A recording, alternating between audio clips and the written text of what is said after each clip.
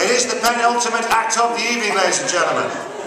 The ultimate pen act of the evening. Please put your hands together and welcome to the stage, Kevin Mansell.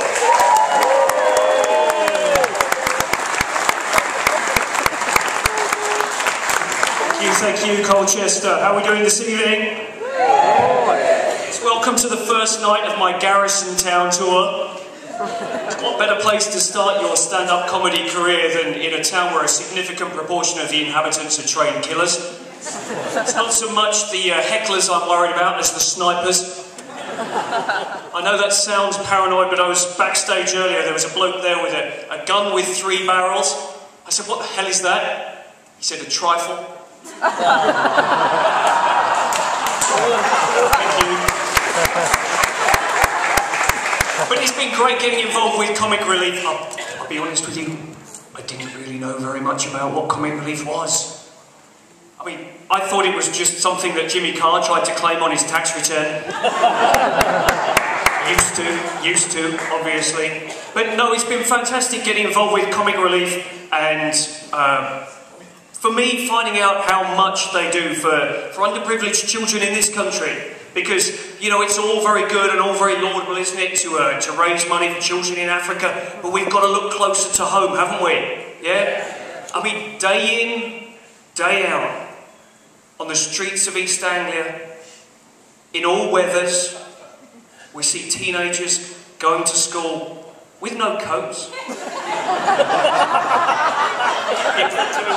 It breaks my heart, it breaks my heart. Seriously, what is that all about?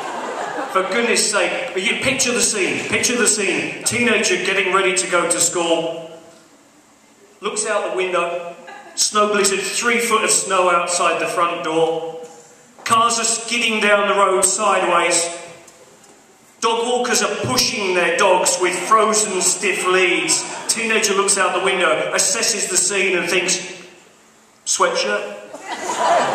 Quite how bad the weather would need to be for a teenager to actually put on a coat, I'm not entirely sure. But I'm expecting to hear sometime soon of an attempt to reach the South Pole in only a t-shirt. Sponsored by teams from Hollister and Superdry. I'm concerned that the team from Hollister is going to struggle with snow blindness after all that time spent in the dark. But actually, maybe you heard, I caught it on the BBC News this morning, like for the BBC, that Superdry and Fat Face were going to merge. I'm not sure if you caught that. Yes, a range of clothing for the morbidly obese, under the name of Super Fat. See how that one goes. But I don't go shopping much these days. Got 2 small children, 2 young children, love them dearly, don't want to go shopping with them. Going shopping with children, anybody in the audience here enjoy going shopping with children? Yeah? Not really. It's about as appealing, isn't it, as going to a pirate party in Somalia.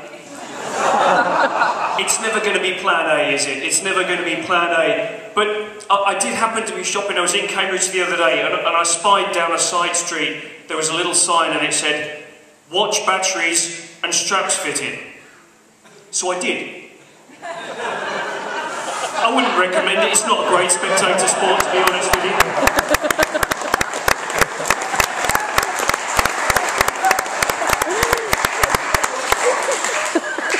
Those +1 TV channels, Channel 4 +1 and all that, did you ask for those? Confused the hell out of me, I must say. It took me 2 weeks to realise that ITV2 +1 and ITV3 were 2 different channels. It took me considerably less time to work out that neither of them was worth watching.